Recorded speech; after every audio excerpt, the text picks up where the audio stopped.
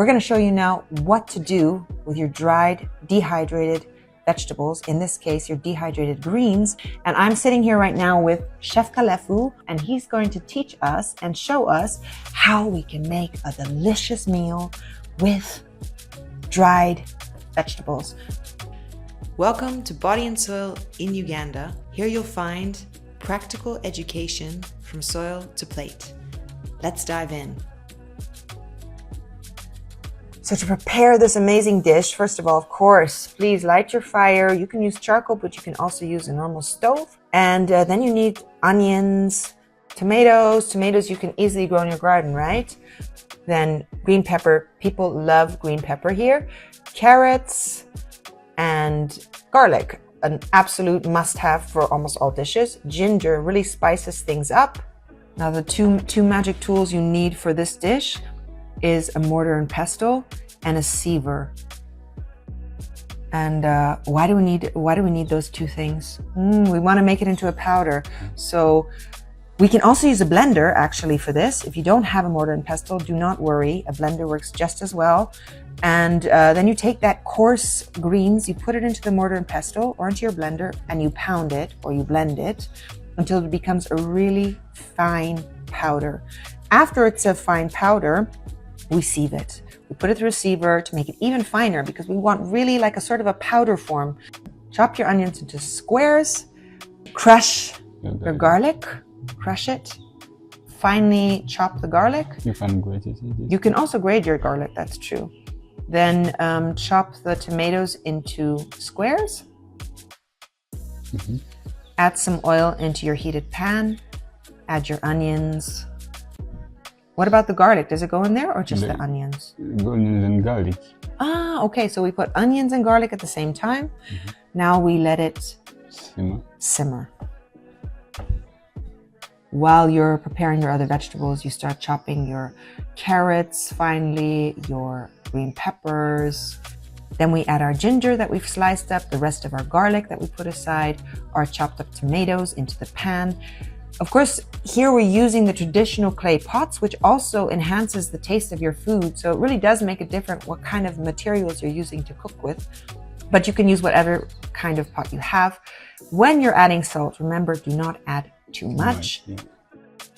We add some carrots, our green peppers, and you mix. You just mix.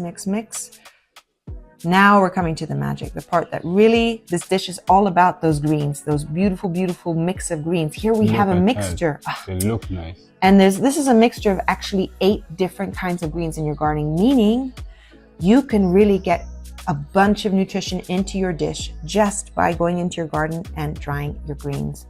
As soon as you add it into the pot, it seems a bit clumpy. What do we do about that, Kalefu? The reason is why we leave it in the pot to get crumpy is we want to heat it up to get more flavor in the greens. You know, the more you heat it up before you put the water in, it improves on the flavor. You want to have something delicious. Then later we add water to simmer, make it soft.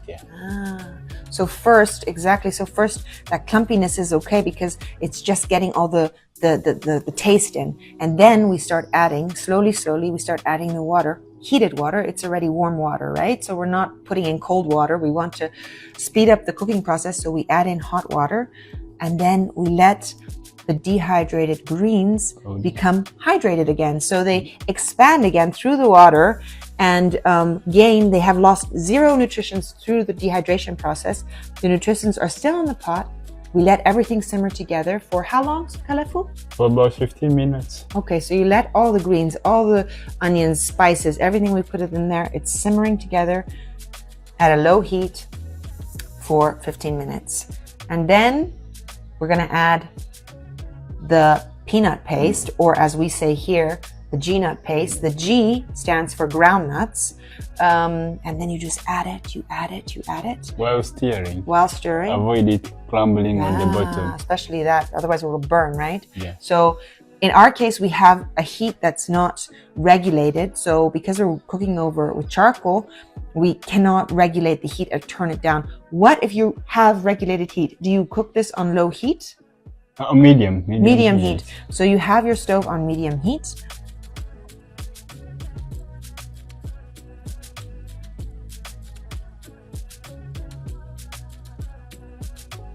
And how much peanut paste did you put in there? It's quite a bit. We used 1 cup of gnut paste. Ah, 1 cup. okay, A that's standard about- cup. Now, I'd like you to tell me why are you tasting like this? When I want to enjoy the meal in Africa, I use my hands. So when I taste using my hands, I feel the love for the dish I've created. Ah. So that's when after tasting, I feel happy. I The love thing that. I want is food. And then just put it all together on the table. Let everybody enjoy it together. In this case, we actually ate it with sweet potatoes and cassava, which was really good. It was really amazing, wasn't it? It was really good. I mean, It was a hit. It was a hit. It was a real hit. Enjoy.